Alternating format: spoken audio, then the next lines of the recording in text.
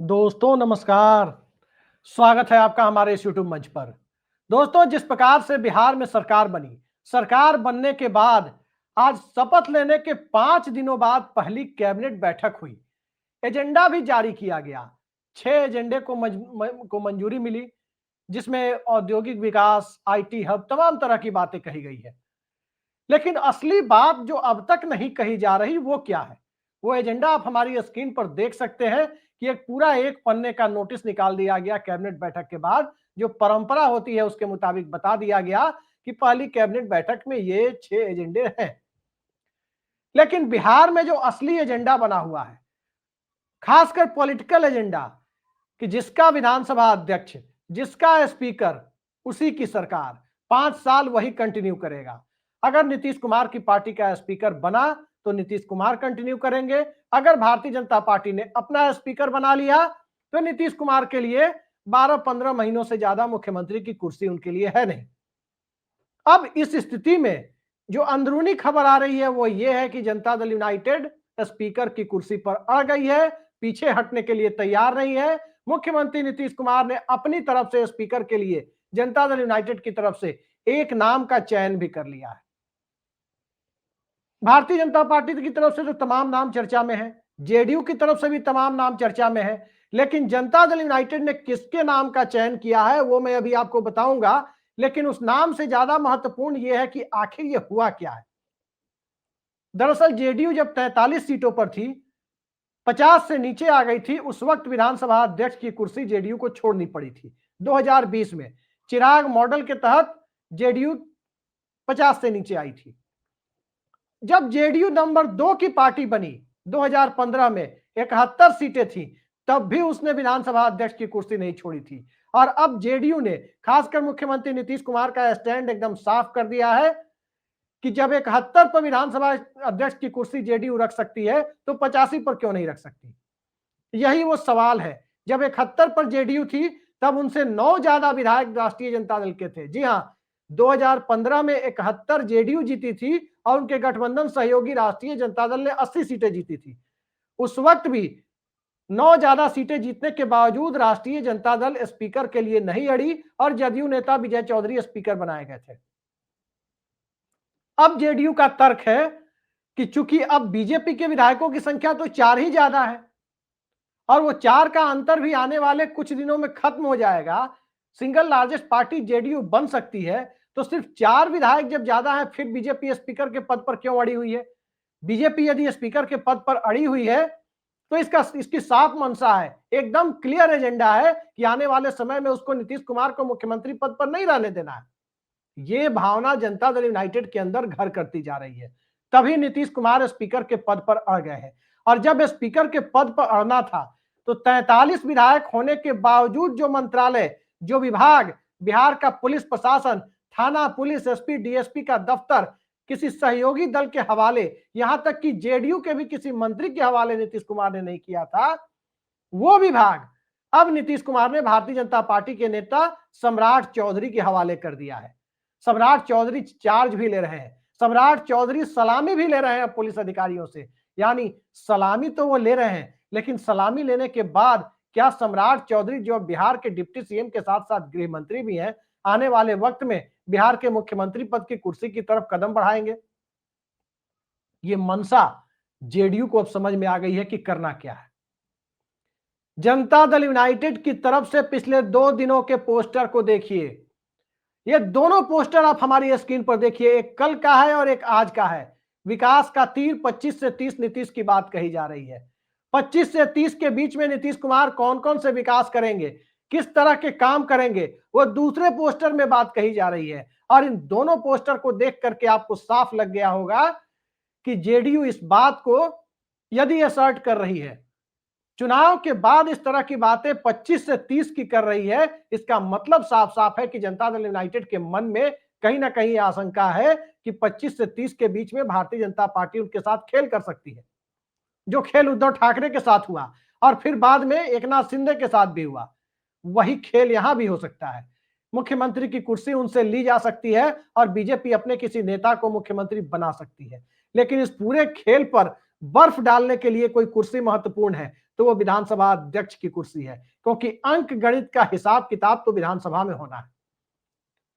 वो चाहे सरकारिया कमीशन हो, चाहे बोम्बई केस हो, चाहे महाराष्ट्र का मामला हो, चाहे मदन मोहन पुंछी कमीशन हो, सबने इस बात को क्लियर कर दिया है कि राजभवन के अंदर संख्या बल का फैसला नहीं हो सकता, संख्या बल का फैसला सदन में होगा। सदन का संख्या बल, कौन वोटिंग करने के लिए एलिजिबल है, कौन योग्य है, कौन नहीं है, कौन सस्पेंड होने की स्थिति में पहुंच रहा है, यह फैसला स्पीकर के द्वारा किया जाता है। थोड़े कहे को ज्यादा समझिए। तो ऐसे में राजनीतिक दलों के बीच जो मर्जर होने की बातें होती है, छोटे दलों को बड़े दलों में शामिल कराने की प्रक्रिया होती है, इन सब के लिए स्पीकर की कुर्सी महत्वपूर्ण है। लगातार पोस्टर के द्वारा 25 से 30 शब्दों के साथ न तो एनडीए शब्द का जिक्र करना, न किसी डिप्टी सीएम का फोटो लगाना और न ही प्रधानमंत्री की फोटो लगाना। फिर किस बात का एनडीए?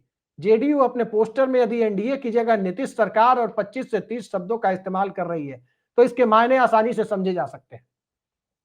मायने यही है कि सत्ता का स्टेपनी चाहे कोई हो, भारतीय जनता पार्टी हो या महागठबंधन हो, सत्ता का केंद्र बिंदु हमेशा नीतीश कुमार ही बने रहेंगे। ये बात जनता दल यूनाइटेड अपनी तरफ से कहने की कोशिश पोस्टरों के माध्यम से कर रही है। वरना कभी किसी राज्य में किसी राजनीतिक दल के द्वारा आप दिखा दीजिए कि किसी के सोशल मीडिया प्रोफाइल पर यह लिखा जाता हो, उसके सोशल मीडिया हैंडल पर यह लिखा जाता हो, अगले 5 साल तक वही मुख्यमंत्री होगा, इस बात की बार बार पुष्टि करने की कोशिश की जाती हो, तो आप समझ सकते हैं कि अविश्वास कितना गहराया हुआ है। क्या आपने नीतीश कुमार के पिछले कार्यकाल में जेडीयू के किसी भी सोशल मीडिया हैंडल पर या नीतीश कुमार से जुड़े हुए किसी भी सोशल मीडिया हैंडल पर इस तरह के पोस्टर आपने देखे थे कि 20 से 25 नीतीश ये करेंगे, 20 से 25 इस टर्म का इस्तेमाल देखा था? क्या ममता बनर्जी के किसी तृणमूल कांग्रेस के किसी पोस्टर पर 21 से 26 शब्द का इस्तेमाल होते हुए आपने चुनाव के बाद देखा था? क्या आपने कर्नाटक में डीके शिवकुमार या सिद्धारमैया के किसी पोस्टर पर आपने देखा था कि 23 से 28 चुनाव के बाद?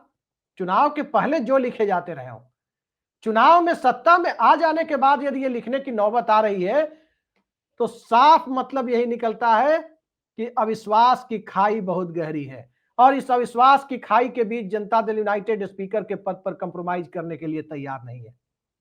आज मेरी बात हो रही थी एनडीए के घटक दल के एक महत्वपूर्ण नेता से, मैं नाम नहीं लूंगा किस दल से हैं और कितने महत्वपूर्ण है, यह भी नाम नहीं लूंगा। उन्होंने मजाकिया लहजे में कहा कि स्पीकर के पद पर अगर जनता दल यूनाइटेड को स्पीकर नहीं दिया गया तो कहीं स्पीकर का चुनाव ही विश्वास मत न बन जाए और स्पीकर के चुनाव में ही सत्ता की स्टेपनी बदल ना जाए। हालांकि ये बातें उन्होंने हंसी मजाक में कही थी। स्पीकर के चुनाव में नीतीश कुमार की सत्ता की स्टेपनी बदलने वाली नहीं है, लेकिन कल्पना कीजिए कि अगर स्पीकर के चुनाव में जेडीयू भी अड़ी रह गई, बीजेपी भी अड़ी रह गई, फिर स्पीकर के चुनाव में वोटिंग होगा तो किसके वोट महत्वपूर्ण होंगे? अगर जनता दल यूनाइटेड ने अपना कैंडिडेट भी उतार दिया, भारतीय जनता पार्टी ने अपना कैंडिडेट भी उतार दिया, फिर उस स्थिति में किसके वोट से स्पीकर का फैसला होगा? यह बात सभी जानते हैं। जेडीयू के पास 85 विधायक है, इंडिया गठबंधन और ओवैसी के पास 40 विधायक है, बसपा के पास 1 विधायक है, आईपी गुप्ता के पास 1 विधायक है, उपेंद्र कुशवाहा के पास, जो एनडीए के अंदर रहकर भी नीतीश कुमार के साथ है, उनके पास भी 4 विधायक है। तो ये तकरीबन जो 40, 45 या 50 विधायकों का चंक बनता है, वे जिधर जाएगा वही स्पीकर चुना जाएगा। हालांकि अंतिम समय में स्पीकर के पद पर सहमति हो जाएगी, भाजपा और जेडीयू के टकराने की नौबत नहीं आएगी, ये बात करीब करीब तय है। प्रेम कुमार का नाम बीजेपी की तरफ से चला और अचानक उस चर्चा पर विराम लग गया है। वहीं जनता दल यूनाइटेड की तरफ से भी कई नाम चले। नरेंद्र नारायण यादव का नाम चला, वो मंत्री बना दिए गए। हरिनारायण सिंह का नाम चला, वो प्रोटेम स्पीकर होंगे या स्पीकर होंगे, उनका नाम भी अब चर्चा में नहीं है। मनजीत सिंह का नाम भी धीरे धीरे चर्चा में आया, वो भी नाम अब नहीं है। अब जो नाम चल रहा है दामोदर रावत, जी हां, झाझा से विधायक दामोदर रावत, नीतीश कुमार के बेहद विश्वास पात्र, वो दामोदर रावत जनता दल यूनाइटेड की तरफ से विधानसभा अध्यक्ष पद के दावेदार बनकर उभरे हैं। नीतीश कुमार का आशीर्वाद उन्हें मिलने की बातें कही जा रही है। तो दामोदर रावत को यदि स्पीकर के लिए नीतीश कुमार उतारते हैं, क्या भारतीय जनता पार्टी मान जाएगी? जनता दल यूनाइटेड के अंदरूनी सूत्रों का साफ साफ कहना है कि गृह मंत्रालय दे दिया, पूरा पुलिस प्रशासन दे दिया, तो अब क्या विधानसभा का प्रशासन भी दे दे? विधान परिषद का प्रशासन पहले से भाजपा के हाथ में है, पूरे बिहार का पुलिस प्रशासन बीजेपी के हाथ में दे दिया गया, तो क्या विधानसभा का प्रशासन भी, क्या विधानसभा की अध्यक्षता भी भारतीय जनता पार्टी को चाहिए? क्या नीतीश कुमार को सिर्फ रबर स्टाम्प के तौर पर एक झुनझुना दे दिया जाएगा मुख्यमंत्री पद का? इसके लिए जनता दल यूनाइटेड कतई तैयार नहीं है। उसे उद्धव ठाकरे या एकनाथ शिंदे नहीं बनना है। जेडीयू के नेता साफ साफ कह रहे हैं कि न तो वो उद्धव ठाकरे बनना चाहते हैं ताकि उनकी पार्टी कोई तोड़ दे, ना ही वो एकनाथ शिंदे बनना चाहते हैं ताकि उनसे कोई मुख्यमंत्री पद ले ले। ये दोनों ही परिस्थितियों के लिए जेडीयू तैयार नहीं है और लास्ट में भारतीय जनता पार्टी नहीं मानी तो जनता दल यूनाइटेड स्पीकर के चुनाव पर फ्रेंडली फाइट के लिए भी तैयार हो सकता है। फ्रेंडली फाइट आपने देखा होगा कि कितनी भारी पड़ी बिहार में महागठबंधन के ऊपर। 8-10 सीटों पर ही महागठबंधन के घटक दलों विशेषकर राजद कांग्रेस के बीच फ्रेंडली फाइट हुई, लेकिन 8-10 सीटों का मैसेज 243 सीटों पर गया और मैसेज यही गया पूरे बिहार में कि ऐसा लगा कि ये जीतने के लिए लड़ ही नहीं रहे, ये तो आपस में ही लड़ रहे हैं। अब ये फ्रेंडली फाइट क्या स्पीकर के चुनाव में हो जाएगी या बीजेपी गठबंधन धर्म का सम्मान करते हुए पीछे हट जाएगी, ये देखना बड़ा दिलचस्प है, क्योंकि विधानसभा के अंक गणित में 80 से 90 के बीच जेडीयू और बीजेपी दोनों हैं। 90 के ऊपर कोई नहीं है। 90 के ऊपर जाने की संभावना 122 के आंकड़े पर अपने पार्टनर को छोड़कर धत्ता बता कर भी पहुंचने की स्थिति में सिर्फ और सिर्फ जनता दल यूनाइटेड ही है, क्योंकि उसे तो इंडिया गठबंधन के विधायकों का सपोर्ट मिल सकता है। भारतीय जनता पार्टी को इंडिया गठबंधन के विधायकों के सपोर्ट मिलने की संभावना दूर दूर तक नहीं है।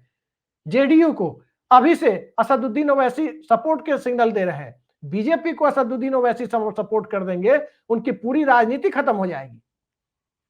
तो जो हालात बन रहे हैं उसमें भारतीय जनता पार्टी को यदि अपने कदम की पीछे खींचने पड़े तो किसी को आश्चर्य नहीं होना चाहिए। गृह मंत्रालय देने के बाद अब जेडीयू की बार्गेनिंग पावर स्पीकर के लिए फिलहाल तो ज्यादा बढ़ी हुई दिखाई दे रही है। ललन सिंह संजय झा क्या डील करते हैं, किस तरह से नीतीश कुमार का मैसेज भाजपा आलाकमान को देते हैं, भाजपा आलाकमान का मैसेज नीतीश कुमार को देते हैं, ये आपने मंत्रालय के गठन में देख लिया।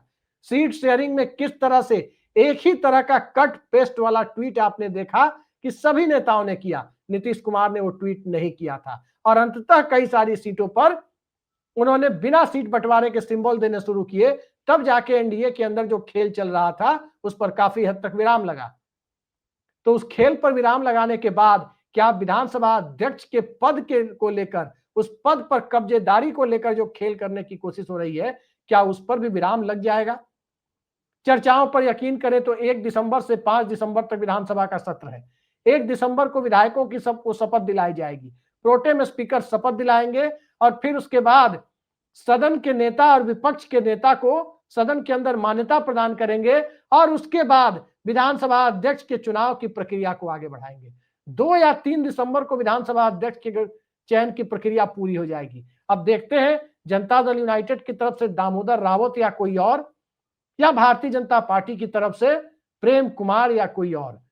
एक बात तो तय मानिए कि जेडीयू के हाथ से स्पीकर की कुर्सी गई तो नीतीश कुमार के हाथ से सत्ता रहकर भी ना रहने के बराबर है और सत्ता भी करीब करीब उनके हाथ से आने वाले वक्त में चली ही जाएगी। ये बात एकदम तयशुदा जान पड़ती है। आज के लिए इतना ही। नमस्कार।